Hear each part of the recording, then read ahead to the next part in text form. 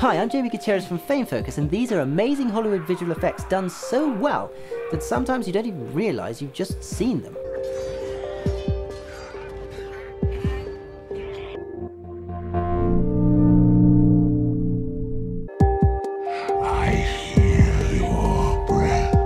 For The Desolation of Smaug, Benedict Cumberbatch not only recorded the voice of Smaug, but also had a camera strapped to his head as he thrashed about on the soundstage.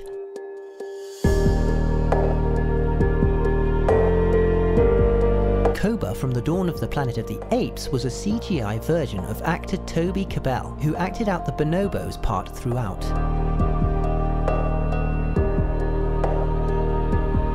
A fully computer-generated model was then constructed and rigged with the tracking points from Kebbell's face and body. The motion capturing mixed with the CGI is what made the chimps in the movie so convincing.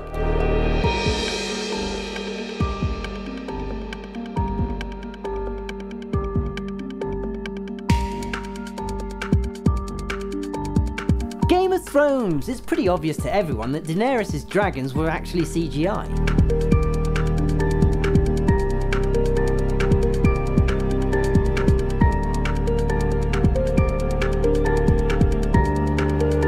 Been a lot less convincing to simply enhance giant puppets. But she still needed to interact with the dragons on set, so rudimentary green props were used.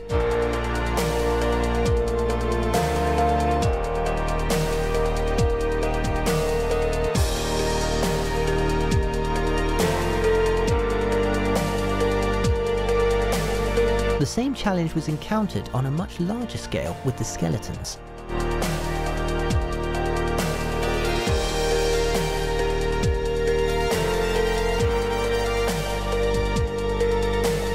In Guardians of the Galaxy, Rocket Raccoon's CG character was based on a very real raccoon named Oreo. Also, there was a teddy bear version that would be filmed so the animators could get a feel of how its fur reacted to the scene's lighting.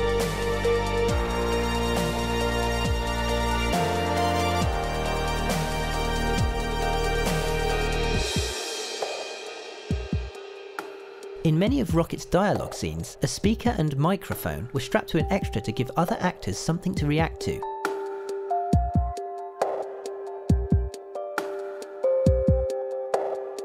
And for the other scenes, actor Sean Gunn would kneel in front of them, reciting Rocket's lines. Many of his body movements were actually used in the final animation.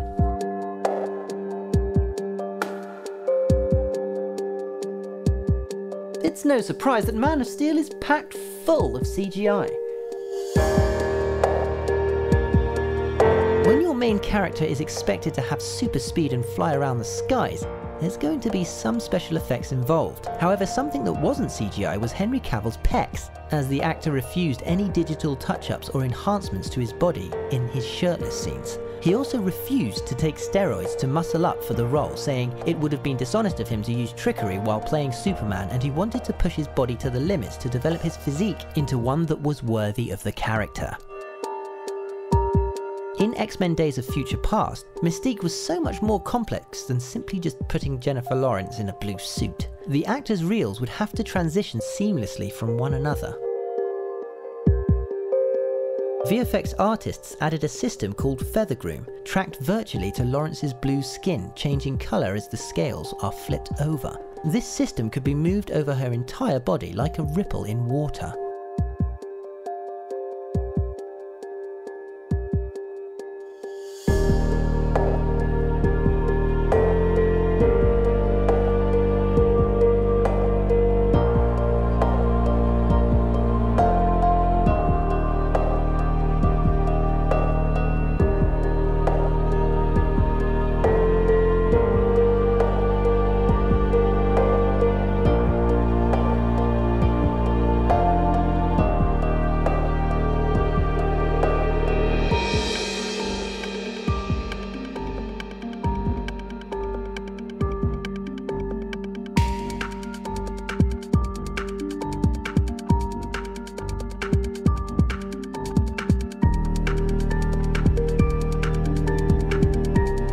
For her role as Mystique, Jennifer Lawrence wore a special bodysuit.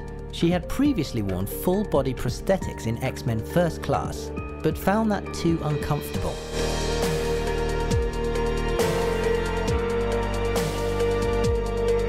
Some people wonder why the majority of the end fight in The Avengers was filmed on a green screen and not in the real Manhattan streets. Just the logistics alone of shutting down a street for the entire shoot would have been a nightmare.